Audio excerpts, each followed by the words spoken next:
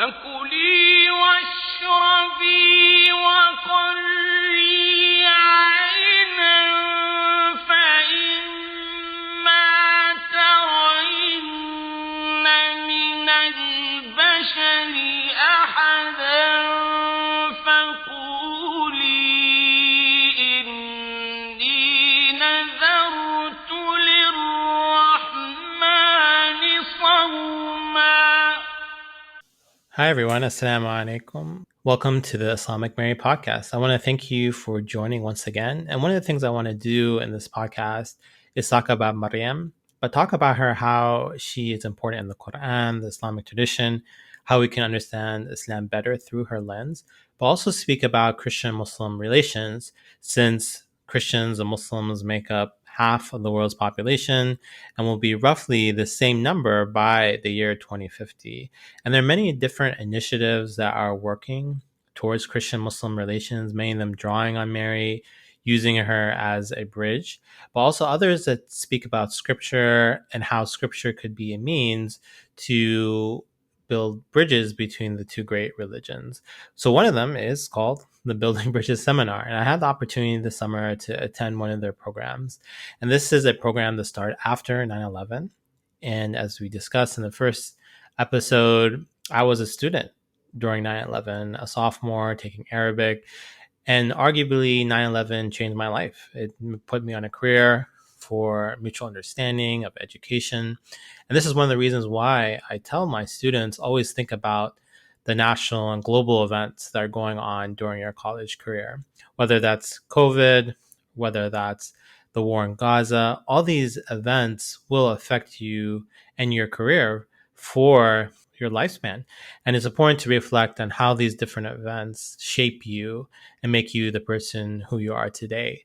So this seminar started after 9/11, but now has moved into its 28th year and has become more about theological discussions between Muslims and Christian scholars than reactions to current political events. So even though this particular seminar started after a tragedy and it started in the midst of war, as one of the founders of that seminar, Daniel Madigan, talked about, that one of his first Building Bridges seminars was in Doha in Qatar.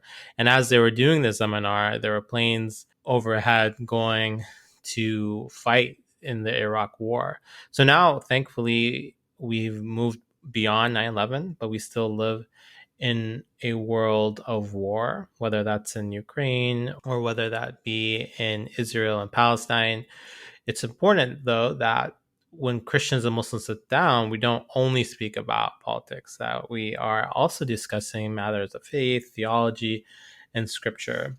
So this seminar is not open to anyone, but for believing academics who speak from Muslim and Christian tradition on topics of mutual interest. One of the founders of this seminar, his name is Archbishop of Canterbury, Rowan Williams. He noted that part of the purpose of the seminar is improving the quality of our disagreements, such that the participants truly understand what each group believes in.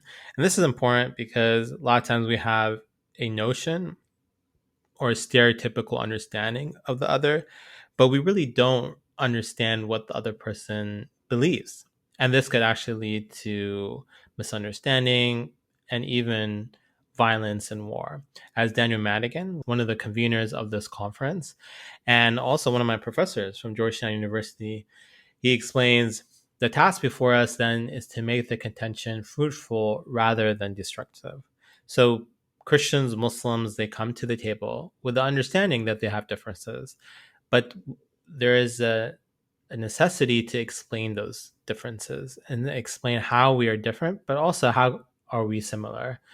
And building bridges is similar but different than other scriptural interfaith programs. One of them is called Scriptural Reasoning, which I had the opportunity to participate in and act as a facilitator. This program puts similar texts side by side from the various traditions, whether that's the Torah or the Gospels or the Quran, and then the participants read them together. Such an approach naturally leads to reading the text through another scripture and contemporary vantage point. rather than understanding the tradition from which the scripture itself emerges. In contrast, building bridges seeks to understand texts within an interpretive tradition and those texts' functional role within society and theology. So, one of the things that's really important with building bridges is that we spend an entire day in a particular tradition. Christian Muslim Project and part of Christian Muslim Dialogue itself, an important subset of interreligious studies. The fact that the seminar only focuses on Christianity and Islam is a reflection of the roles of these two religions in world peace and global dialogue. So, part of my work, I'm a member of the steering committee for the American Academy of Religion Interreligious Studies group. And interreligious studies have different subsets. And one of them is Christian Muslim relations. And it's arguably one of the most important subsets because of the number of people it reaches and touches. Now, one of the things that is fascinating about this seminar is something called relational theology. And Daniel Madigan, in an essay about building bridges in the Georgetown Companion to Interreligious Studies, he talks about this idea. So when we look at different interfaith initiatives and different initiatives regarding Christian Muslims, you see many people come together and they read text or they talk about theology. But Daniel Madigan, he talks about something called relational theology, or one that recognizes that being in search of the one truth means also being in relation to those other seekers of truth who do not believe as I do. So it's not only important to read the text of another religious tradition, but actually interact with those people who believe in that tradition and form a relationship with them. So all of us are guests in God's space and believe that something new in theology can emerge from the openness to mutual questioning. So when you sit down and begin to speak of someone that has different theology than yourself, you have the ability to create new theology, whether that's your own self understanding of your religion or a new comparative theology that compares what you believe with that of your guest. He also speaks about interpretive hospitality, which allows participants to be invited into our questioning, not just into our answers. Participants learn about each tradition in all its complexity rather than simply through dogmatic terms. And this is essential because often in interfaith gatherings, you have one person speaking for Islam as a whole, another person speaking for Christianity. And the seminar is intentionally designed that you have multiple people from each tradition, some speaking from a Protestant or a Catholic perspective, others from a Sunni, Shi'i.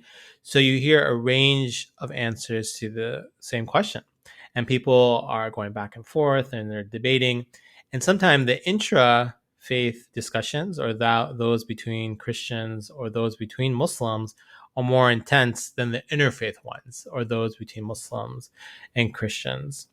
And this unique approach to interreligious studies and interfaith dialogue manifests in how the seminar is set up. So a typical day focuses on a particular tradition, stating it with a presentation from a scholar in that tradition, and then an introduction to text related to the seminar's theme. And the seminar has 4 full days. So 2 are devoted to Christianity, 2 others are devoted to Islam. And the idea is that you're supposed to immerse yourself in that tradition and not immediately jump to a comparison and comparative theology. So this year, we were fortunate to look at the topic of believers and our ethics in the public square, Muslim Christian perspectives. And there were various texts that we looked at, but I want to focus on one text that I was really moved and touched by. And this was a Christian text by Gregory of Nyssa, a first homily on the love of the poor. And let me go ahead and read some of it and speak about why this is specifically meaningful. We have seen in these days a great number of the naked and homeless. For the most part, they are victims of war who knock at our doors. But there is also no lack of strangers and exiles, and their hands stretched out imploring can be seen everywhere. Their roof is the sky, For shelter, they use porticos, alleys, and the deserted corners of the town. They hide in the cracks of walls like owls. Their clothing consists of wretched rags. Their harvest depends on human pity. For meals, they have only the alms tossed at them by those who pass by. For drink, they use the springs, as do the animals. Their cup is the hollow of their hand. Their storeroom, their pocket, or rather, whatever part of it has not been torn and cannot hold whatever has been put into it. For a dining table, they use their joined knees, and their lamp is the sun. Instead of the public baths, they wash in the river or pond that God gives to all. This life of theirs, wandering and brutal, was not that assigned to them by birth, but results from the tribulations and their miseries. Assist these people. You have practiced abstinence. Be generous on behalf of your unfortunate brethren. That which you withhold from your belly, give to the poor. Let a fear of God level out the differences between you and them. Wish self control. Carefully avoid two contrary evils, your own gorging and the hunger of your brethren. So follow this salutary advice. Let reason open the doors of the rich. Let wise counsel lead the poor to the wealthy.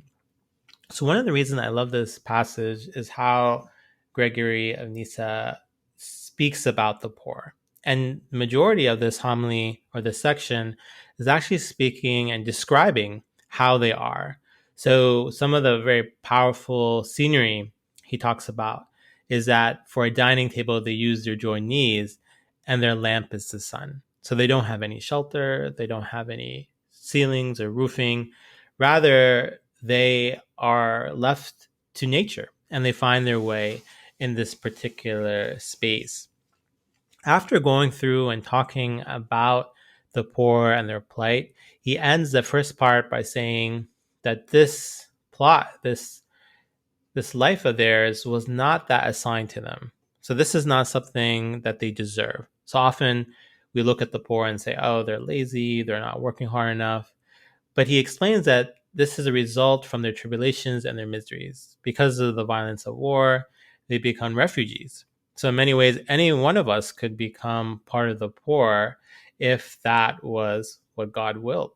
And then he continues in the second half to command the people to assist these people and to encourage people to be generous to them and to give some of their food.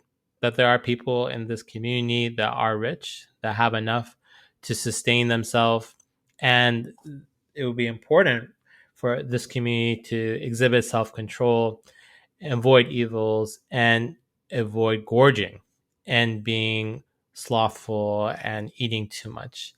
And when we look at this homily as a whole, we see it connects to the story of Maryam, because one of the things that Maryam says to Zechariah is that God yarzuqu man yasha bighayri hisab, that he has the ability to provide sustenance to whoever he wills without any barrier and unlimitedly.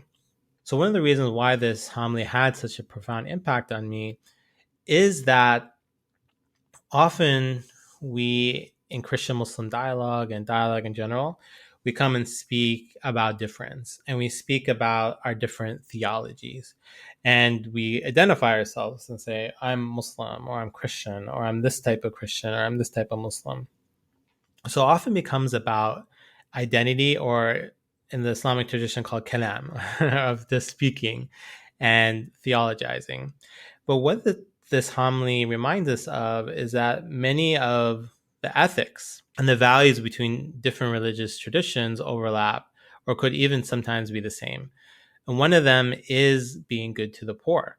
So even my own work in interreligious studies, work on Maryam, and even my own activism has been around finding ways that Christian Muslims and people of all faiths could actually come together on particular initiatives. And these initiatives are often based on the United Nations Sustainable Development Goals.